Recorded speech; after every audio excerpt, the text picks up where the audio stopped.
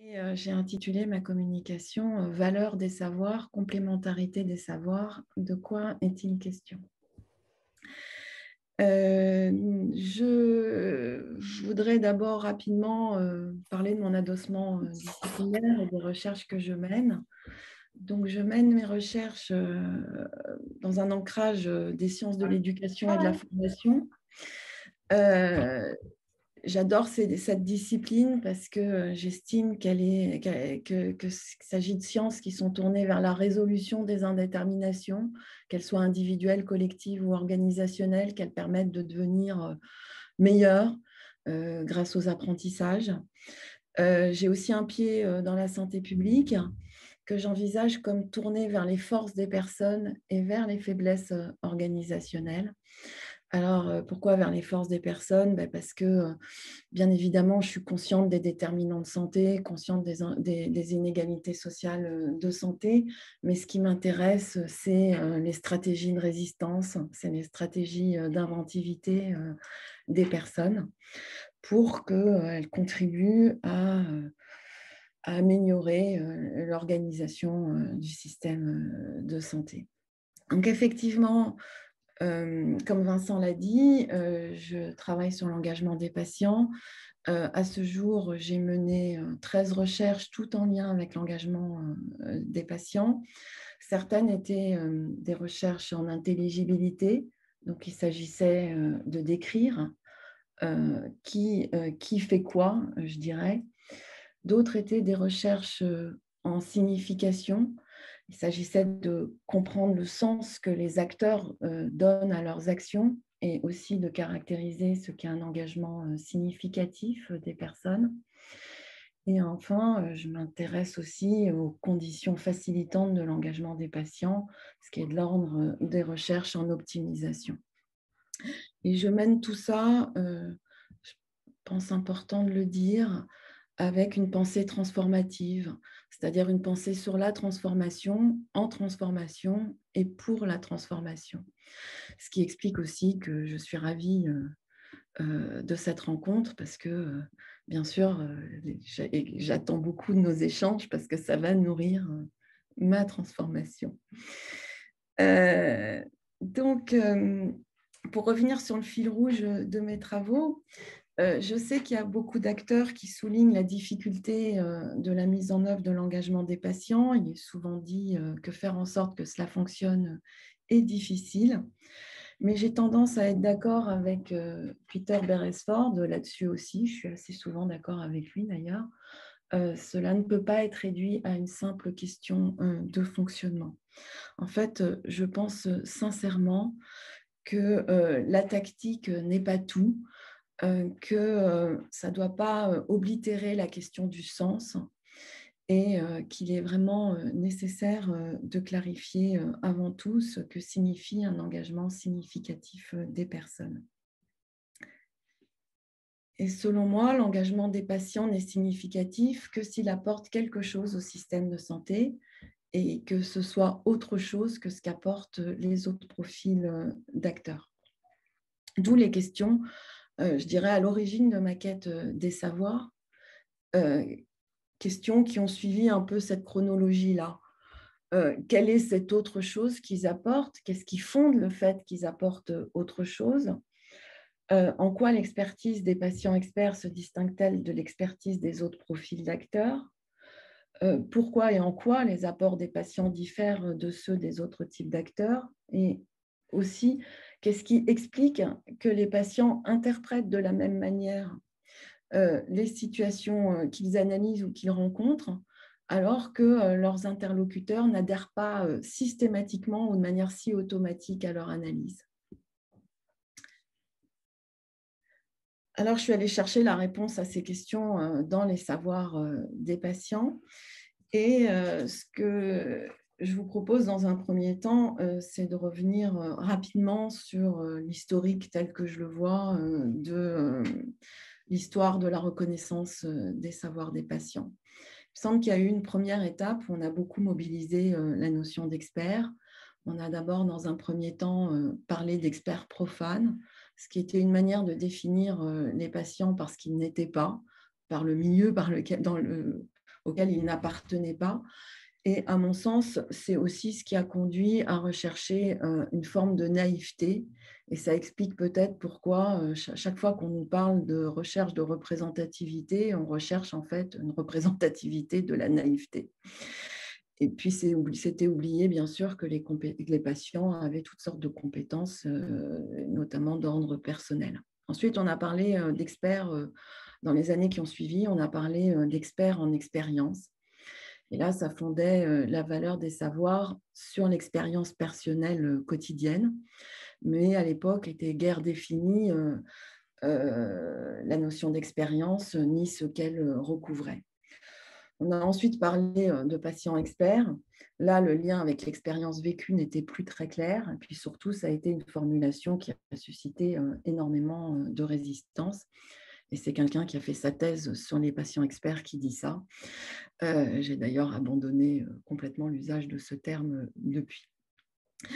On a ensuite, enfin ça s'est un peu croisé bien évidemment. La deuxième étape a consisté au développement de la reconnaissance des savoirs expérientiels, avec pléthore de travaux qui visaient à retracer l'historique de leur reconnaissance ou bien le processus de leur élaboration, qui sont aussi tentés de décrire leur spécificité, qui fondaient sur les savoirs expérientiels qui s'adossaient à ces savoirs pour justifier les entreprises de partenariat ou bien aussi les rapports de pair à pair. Les savoirs expérientiels sont la plupart du temps présentés comme personnels, même si F. Gardien les présente comme sociaux. Quand elle écrit le savoir expérientiel est ramené à tort à la seule expérience de l'individu. En effet, ce vécu personnel est sémantisé à travers une intersubjectivité qui innerve l'individu dans son rapport au monde. Bon, néanmoins, ça reste une construction individuelle, même si c'est en lien, bien sûr, avec les interactions. F. Gardien soulignait en 2017 qu'il restait défini ces savoirs de façon lapidaire. Ce qu'il y a de sûr, c'est qu'il suscite des questionnements, notamment sur comment on passe de l'expérience au savoir, et puis aussi comment on passe des savoirs au savoir-faire, parce qu'il y a évidemment encore un saut à franchir à ce niveau-là. De plus, c'est une notion qui est utilisée pour distinguer les savoirs des usagers de ceux des professionnels de santé, et c'est utilisé comme ça couramment. Néanmoins, ça ne me paraît pas très pertinent dans la mesure où les professionnels de santé ont bien eux aussi de leur côté des savoirs expérientiels liés à leur pratique professionnelle, et c'est d'ailleurs ce qui différencie les professionnels expérimentés des professionnels novices. On préfère tous avoir affaire à un chirurgien qui a un peu d'expérience qu'à un chirurgien qui sort de l'école. Donc, ils ont aussi des savoirs expérientiels. Alors, ce qu'on remarque, c'est évidemment une très, très bonne acceptabilité des savoirs expérientiels versus expertise ou versus d'autres choses. Et pourtant, les revendications sont importantes. On voit dans la littérature parler d'égalité des savoirs, de complémentarité des savoirs et même de complémentarité des compétences qui découleraient de cette complémentarité de savoir. Donc, toutes ces assumptions sont mobilisées pour justifier la valeur des savoirs des patients. Mais est-ce qu'on peut vraiment affirmer que des savoirs issus de l'expérience ont la même valeur que des savoirs scientifiques académiques? Et si oui, pour qui et à quelles conditions? Quand on parle de complémentarité, on sous-entend aussi qu'il manque au savoir institué une part de savoir pour être complet et que cette part provient de la vie avec la maladie. Donc, est-ce que ça signifie que les chercheurs ne se sont jamais intéressés à ce que vivent les personnes ou à minima qu'ils n'ont jamais réussi à caractériser ce vécu? Et s'ils n'ont pas réussi à le faire, pourquoi les personnes concernées y arriveraient mieux? De plus, si les savoirs des patients sont dits complémentaires, c'est forcément parce qu'ils ne vont pas dans le même sens que les savoirs dominants. Sinon, on parlerait, il me semble, de savoirs identiques ou de savoirs substituables. Est-ce qu'on peut encore parler de complémentarité dans ce cas-là? En fait, la question que je me pose, c'est comment mieux, ou je me suis posée, c'est comment mieux définir la notion de complémentarité pour caractériser vraiment ce qui est en jeu. De plus, les savoirs expérientiels sont censés fonder la complémentarité des compétences, mais des savoirs aux compétences, est-ce qu'il n'y a pas encore un saut? Et le cas échéant, comment faire ce saut ou bien comment accompagner ce saut? Donc, ce sont les questions que je vais essayer de traiter. Et le plan que je vous propose est le suivant. Je vais d'abord traiter de la valeur des savoirs des patients. Et voilà, je déflore tout de suite mon sujet. Je vais chercher cette valeur dans les pouvoirs d'agir que les savoirs rendent possibles. Je traiterai ensuite des conditions du passage des savoirs au savoir-y-faire, au pluriel. Et je prendrai l'exemple, Vincent l'a mentionné, de la formation des médiateurs de santé pair, où on travaille justement cet enjeu. Je présenterai mes réflexions actuelles sur la complémentarité des savoirs en présentant une typologie. Ça sera assez théorique, mais vous inquiétez pas, si vous avez la patience d'attendre un peu, j'en arriverai aux implications concrètes de ce que j'aurai présenté et je terminerai sur quelques messages clés.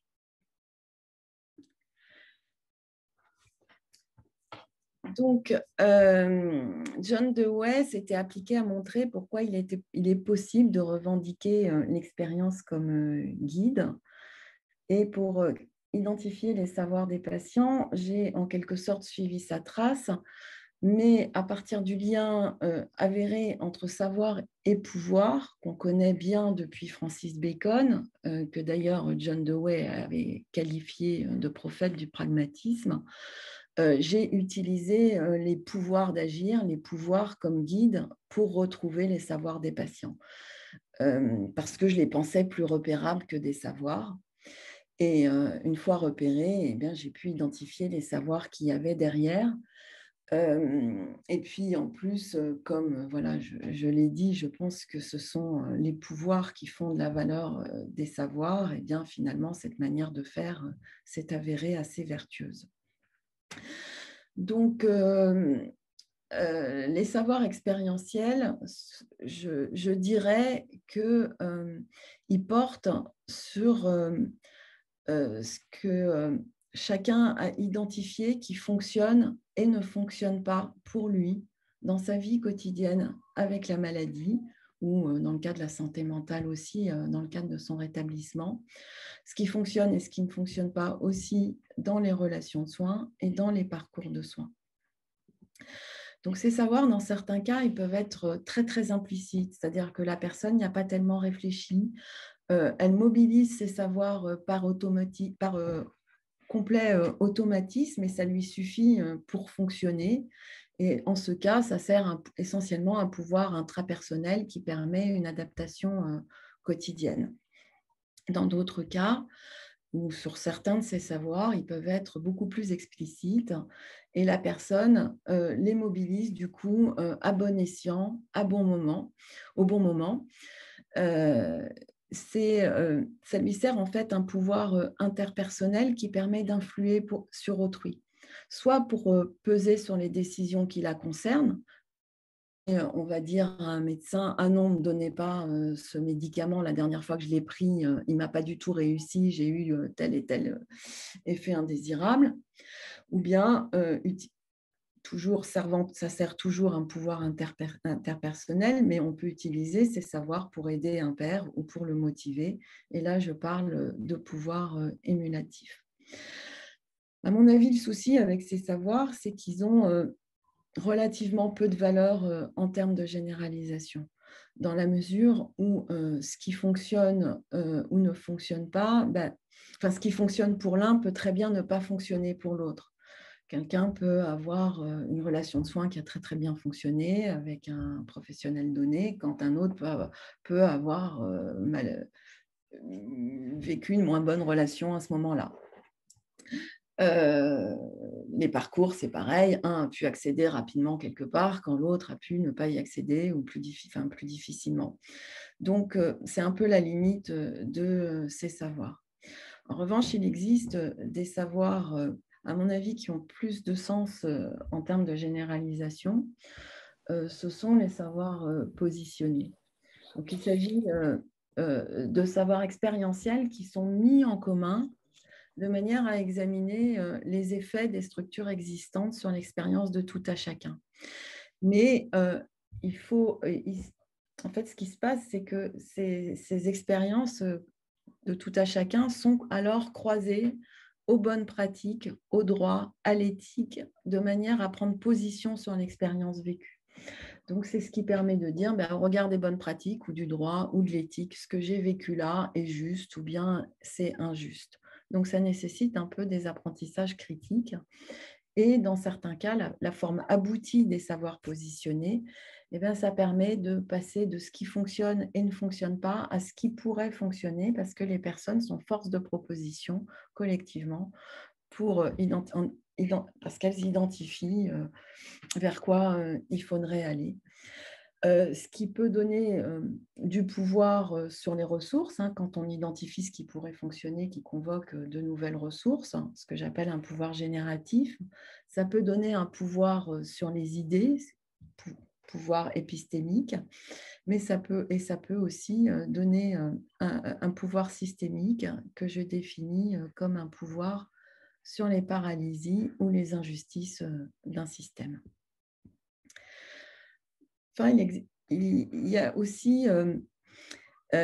existe aussi des savoirs situés, et à mon avis, ce sont les savoirs qui expliquent que les patients interprètent de la même manière les situations qu'ils analysent ou qu'ils rencontrent, alors que leurs interlocuteurs n'adhèrent pas systématiquement, spontanément en tout cas, à leur analyse. C'est le type de savoir qui explique ce genre d'assumption qu'on croise beaucoup dans la littérature quand il est écrit les patients apportent un éclairage unique. En fait, c'est des savoirs qui ont été identifiés dans le cadre du féminisme et où il a été montré que le fait d'occuper une place spécifique dans le monde, donc dans le cadre du féminisme, d'être une femme, conditionne la lecture qu'on a de la réalité. Alors, pour certaines féministes, il s'agit de savoirs essentialistes, c'est-à-dire qu'il suffit d'être une femme pour avoir une perspective singulière, une lecture singulière d'une réalité. Pour d'autres auteurs ou autrices, ils ne sont pas essentialistes, mais ils dépendent d'une prise de conscience collective sur la situation qu'on occupe, sur la place qu'on occupe dans ce monde et sur les rapports de pouvoir dans ce monde. Alors, à mon avis, ce ne sont pas des savoirs qui conduisent vraiment à un pouvoir d'agir, à moins de vraiment s'outiller pour faire reconnaître sa lecture de la réalité. Mais ce n'est pas si simple, en fait, parce qu'il y a des cadres d'interprétation dominants qui existent et qui font que d'autres perspectives sont moins audibles. Ensuite, pour continuer ma revue, on va dire, des savoirs des patients, bien évidemment, les patients ont des savoirs théoriques. Hein, on est dans la société des savoirs avec l'accès aux connaissances. Donc, ceux qui y accèdent et les mobilisent peuvent aller jusqu'à avoir un pouvoir sur les connaissances. Et enfin, pour terminer, les patients peuvent avoir des savoirs techniques qu'ils ont acquis dans le reste de leur vie ou qui développent d'ordre manuel ou d'ordre technologique. Manuel, je pense par exemple à des parents d'enfants handicapés qui détectent, sont confrontés par une situation, identifient un besoin et ne trouvent pas la ressource qui leur permettrait d'améliorer leur vie quotidienne et fabriquent l'objet qui va permettre de mieux vivre avec le handicap de leur enfant. Donc, on est là dans le do it yourself.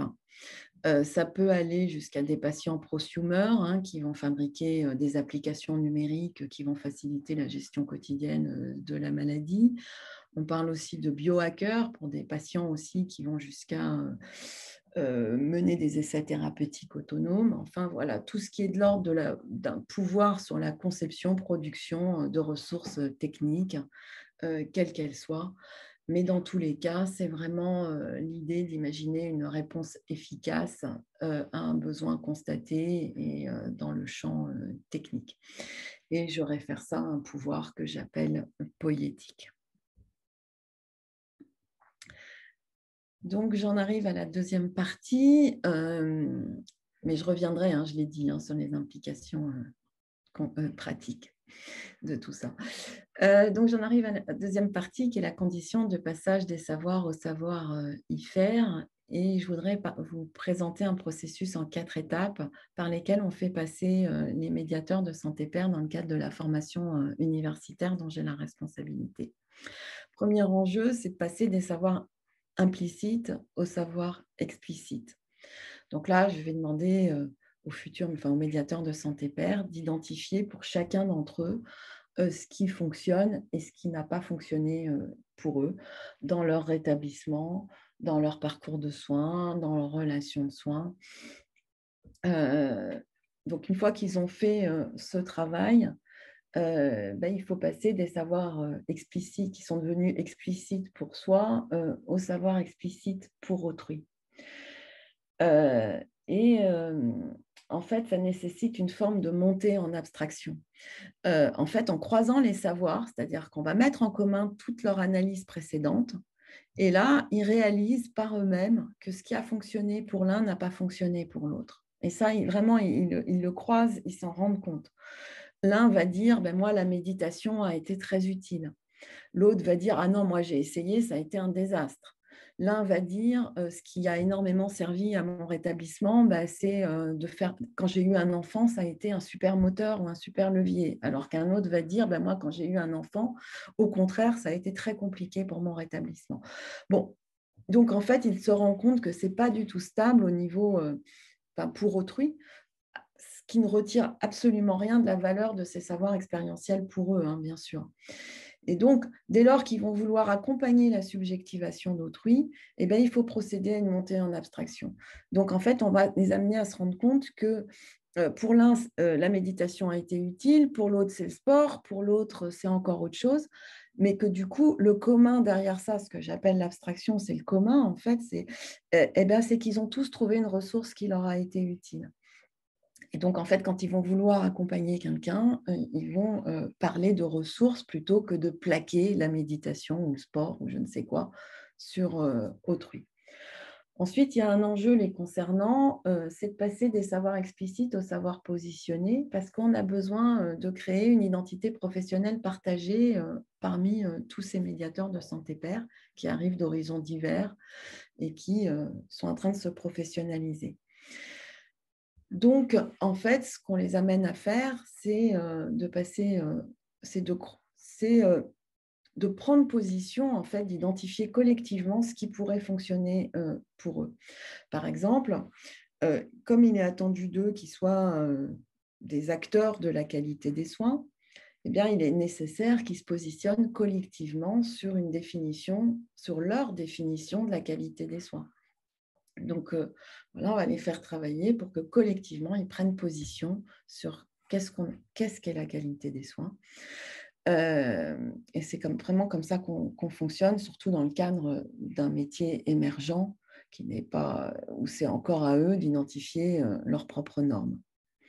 Enfin, pour ce qui est des derniers enjeux, c'est de passer des savoirs au savoir-y-faire. Pour ça, j'utilise la pédagogie du Kéros, qui est en fait la pédagogie des moments de réussite. En fait, c'est comprendre pourquoi ce qui fonctionne dans leur pratique d'accompagnement. Donc, comme ils sont tous en activité professionnelle pendant la formation, ils ramènent des expériences réussies d'accompagnement où en fait, ils ont j'allais dire ce gut feeling. Sur le moment, ils se sont dit, oh, ça a très, très bien marché, mais ils ont un peu l'impression que ça a été de la chance, quoi. Que c'est par chance que les étoiles se sont alignées à ce moment-là et que ça a fonctionné.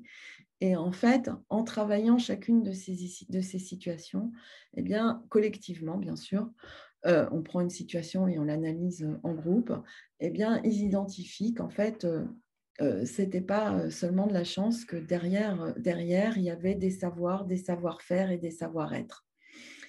Du coup, ça permet de développer leur métacognition et le projet derrière ça, c'est qu'ils ne comptent plus sur la chance, mais qu'ils soient en fait, qu'ils le reprogramment et qu'ils sachent les mobiliser de manière beaucoup plus consciente pour que c'est ça, pour ancrer en fait ces savoir-y-faire.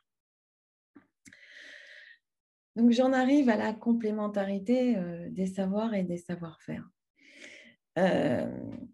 Alors, en fait, à l'analyse, effectivement, cette notion de complémentarité me paraît beaucoup plus complexe qu'elle n'en avait l'air.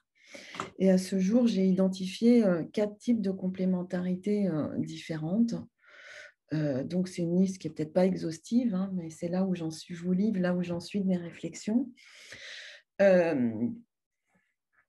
Déjà, il y a des savoirs qui peuvent être irréconciliables. Vous voyez, si je prends des savoirs autochtones et des savoirs dominants, par exemple, si j'imagine, voilà, imaginons qu'il n'y a plus de poissons dans la mer. Voilà, en Occident, on va se dire on a fait trop de pêche abusive dans cet océan, alors que certains autochtones peuvent se dire j'ai pas assez prié, ma spiritualité n'est pas au niveau, etc. Donc là, on a des savoirs étanches qui ne sont pas articulables entre eux. Bon, mais j'ai tendance à penser qu'ils restent complémentaires parce qu'ils représentent chacun une vision du monde et que ces différentes visions du monde ont le droit d'exister chacune d'entre elles. Bon, ça, je réfère ce type de complémentarité à une complémentarité additive. Il y a aussi par ailleurs des savoirs qui peuvent coexister dans la mesure où les uns et les autres ne se remettent pas en cause mutuellement, mais qui restent néanmoins différents. Par exemple, si on convoque les savoirs situés de chacune des parties prenantes autour d'une situation clinique, si j'imagine un gestionnaire, il va regarder cette situation clinique sous un angle sécuritaire, financier, le médecin sous un angle de respect des bonnes pratiques. Ah, j'ai un écho. Le représentant d'usagers va regarder cette situation sous l'angle du respect des droits des malades et sous le respect de l'autonomie. Et le patient concerné, il va regarder si on a répondu à ses besoins. Donc, vous voyez qu'on a besoin de toutes ces perspectives, mais qu'elles sont toutes différentes, mais qu'elles permettent d'avoir une lecture globale de la réalité. Et là, je parle de complémentarité supplétive. Des savoirs peuvent aussi s'hybrider afin là de produire une transformation épistémique en fait suite aux interactions des savoirs. Et là, c'est dans l'objectif de bouleverser des certitudes antérieures et d'arriver à un nouveau construit commun. Et à mon avis, c'est ce dont il est question quand on mobilise la co-construction. Et dans ce cas-là, je parle de complémentarité transactionnelle, puisqu'il y a une transaction qui se fait lors de cette hybridation. Enfin, j'ai repéré un autre type de complémentarité qui me paraît d'ailleurs assez intéressante dans le cadre de l'engagement, c'est quand les savoirs sont asynchrones, c'est-à-dire qu'ils sont convoqués à différentes étapes d'un même projet. Et là, je parle de complémentarité itérative. Tout le monde ne travaille pas en même temps, chacun, mais à différentes étapes. Donc, j'en arrive aux implications concrètes de ces résultats par rapport aux actions en partenariat. Concernant les savoirs d'abord des patients, eh bien, il me semble que les savoirs expérientiels explicites sont vraiment utiles pour rendre compte d'une expérience singulière ou pour aider un pair. les savoirs situés pour faire partager la perspective patient. Euh, voilà, pour interpréter des résultats de recherche, pour apporter sa perspective autour d'une analyse de situation clinique. Je pense que les savoirs positionnés sont particulièrement utiles pour faire part de besoins qui ont été identifiés donc collectivement, pour identifier des pistes pour améliorer le fonctionnement du système de santé, pour identifier aussi de nouvelles ressources. Si je prends un exemple encore plus concret, dans la formation médicale, par exemple, j'ai un programme où là, j'ai recruté des patients pour leur savoir expérientiel explicite, parce que dans ce programme, l'attendu, c'est qu'ils partagent leur expérience aux étudiants. Donc, ils parlent en moi-je, vraiment centré sur leur expérience. Mais j'ai un second programme où là, les patients vont participer à l'analyse de situations cliniques authentiques que rapportent les étudiants de leur lieu de stage. Et là, les patients ont été recrutés pour leur savoir situé et positionné, qu'ils ont construit en amont de leur recrutement. Néanmoins, ils sont ajustés au fur et à mesure de leurs enseignements parce que je vais les réunir régulièrement lors de séances collectives où là, ils vont aussi prendre position sur les besoins éducatifs qu'ils repèrent au fil de l'eau auprès des internes et sur les propositions pédagogiques du coup qu'ils ont envie de leur faire. Mais je ne l'ai pas encore fait. On peut aussi très bien trouver de la place, par exemple, pour les savoirs implicites. Vous voyez, en Israël, de manière systématique, tous les étudiants sont envoyés lors des premières années de leur cursus en immersion dans des familles qui vivent avec une personne âgée en perte d'autonomie, avec un enfant malade, dans des situations de précarité, etc. Et quand on voit ce qu'ils font dans ces immersions, voilà, ils voient comment vivent les familles, ils les accompagnent au travail, à l'école, en consultation. On n'a pas spécialement besoin de familles qui ont des savoirs particulièrement explicites ni positionnés. Pour ce qui est de la complémentarité, j'ai pris des exemples pour illustrer vraiment ce dont il est question, des exemples que j'ai vécus moi-même. La complémentarité additive, donc je vous disais, elle concerne les situations lors desquelles un consensus est impossible. Dans l'enseignement, les médecins enseignants avaient pour habitude avaient, parce que c'est vrai qu'ils ont changé depuis, mais en tout cas, pendant une longue période, ils avaient pour habitude de questionner les étudiants en leur demandant systématiquement quel était le motif de consultation caché du patient qu'ils avaient vu en consultation. Donc, cette formulation était très choquante pour les patients enseignants. Ils ont questionné longuement les médecins enseignants pour savoir ce qu'ils voulaient dire par là. Et en fait, on a repéré que ce qu'ils voulaient dire par là, c'était « autre enjeu apparu en cours de consultation ». Et cette formulation nous paraissait, était beaucoup plus acceptable aux yeux des patients. Néanmoins, elle a été proposée aux médecins, mais les médecins, certains médecins en tout cas, sont restés arc-boutés sur motif de consultation cachée. Du coup, ce qu'on a décidé, c'était d'exercer une complémentarité additive dans la mesure où on faisait coexister les deux propositions. C'est-à-dire quand le médecin disait motif de consultation cachée, les patients exprimaient que pour leur part, ils préféraient parler de autres enjeux apparus en cours de consultation, en cours de situation, et puis en cours de consultation d'ailleurs. Et puis ils exprimaient pourquoi ils étaient dérangés par l'expression motif de consultation cachée. Donc, la complémentarité supplétive, je vous disais, elle concerne les actions lors desquelles deux perspectives peuvent coexister. Alors là, je reprends un exemple dans la formation médicale. On a intégré des patients dans tous les jurys du département, donc en médecine générale. Et initialement, les médecins nous ont proposé de co-construire une grille d'évaluation pour ces jurys. Et finalement, on a préféré demander que les patients aient leur propre grille d'évaluation et que les médecins aient leur propre grille d'évaluation. En fait, on s'est dit que plutôt de co-construire une grille qui pourrait être utilisée indifféremment par tel ou tel acteur, mieux valait dans ce contexte qu'on ait chacun notre grille, ce qui nous permettait vraiment de creuser ce qu'on voulait creuser. Évidemment, la grille construite par les patients, et c'est pour ça que je le rentre dans la complémentarité supplétive, a été partagée, montrée aux médecins. Il n'y avait rien qui les choquait là-dedans, ils étaient d'accord avec tout, mais ça permettait vraiment d'aller plus loin dans ce que les patients avaient envie de creuser. Pour ce qui est de la complémentarité transactionnelle, à mon avis, elle est à réserver aux actions lors desquelles vraiment est visée la transformation des acteurs, ou alors aux actions lors desquelles tous les profils d'acteurs ne pourront pas être présents. Vous voyez, là, je vous disais, cette grille d'évaluation en jury, on avait chacun notre grille parce qu'il était possible de mettre un ou deux patients dans chaque jury.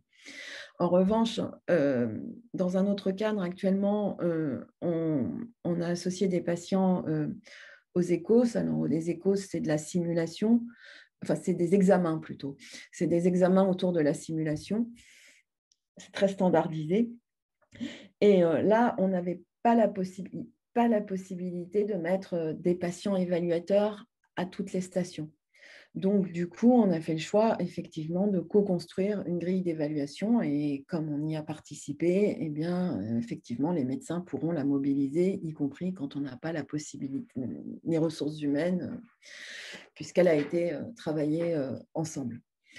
Un autre exemple de complémentarité transactionnelle, voilà, à l'heure actuelle, on est en train d'élaborer une charte pour un établissement de santé et là, c'est une co-construction, effectivement, avec tous les profils d'acteurs autour de cette charte.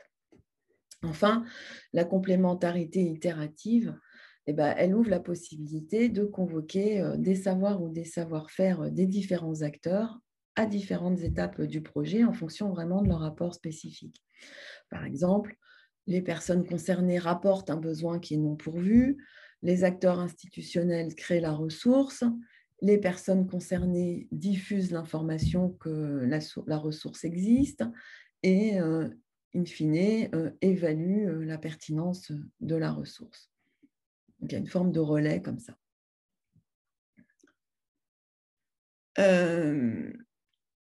Je pense aussi que ces résultats, enfin, ce que je vous présente, contribue aux théories de l'empowerment dans la mesure où bien, j'ai montré qu'un empowerment individuel pour soi sert à un pouvoir adaptatif, que l'empowerment individuel il peut être donc pour soi et servir à un pouvoir adaptatif qui peut être individuel mais pour autrui.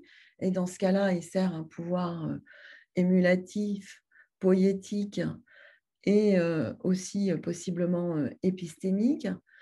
Que l'empowerment collectif pour autrui, il y a toujours la possibilité d'un pouvoir épistémique poétique, mais sans doute davantage encore un pouvoir génératif sur les ressources et systémique. Donc, habituellement, l'empowerment, il est défini en fonction de qui le met en œuvre. Est-ce que c'est un individu, un collectif ou une organisation? Donc, du coup, il me semble que pour l'engagement des patients, ça ne fonctionne pas, puisque, comme je viens de le montrer, c'est un processus qui peut être individuel comme collectif, même si certains pouvoirs d'agir, génératifs, systémiques, et puis peut-être aussi épistémiques, sont sans doute favorisés par les collectifs. Mais en tout cas, il n'y a certainement pas tellement de sens à le définir en fonction de qui le porte. Et moi, je préfère de parler voilà, d'empowerment individuel pour soi ou d'empowerment pour la collectivité, qu'il soit porté par des individus ou par des collectifs. Donc, pour conclure, ce que je voudrais souligner, c'est que tous les savoirs sont utiles, ils ont de la valeur, que ce soit pour soi, pour autrui ou pour la collectivité, que ces savoirs ne se résument pas aux savoirs expérientiels, même quand ils sont spécifiques aux patients, que je pense que les savoirs requis, ils dépendent des objectifs de l'intervention, comme j'ai essayé de le montrer. j'ai aussi dit qu'il n'y avait pas toujours de lien entre les savoirs expérientiels et le développement de savoir-y-faire, mais que cela s'apprend. Et puis, le dernier point, c'est que les 4 types de complémentarité identifiés invitent à penser qu'il existe d'autres voies que la co-construction systématique à chaque étape d'un projet. Et voilà, je vous remercie pour votre écoute.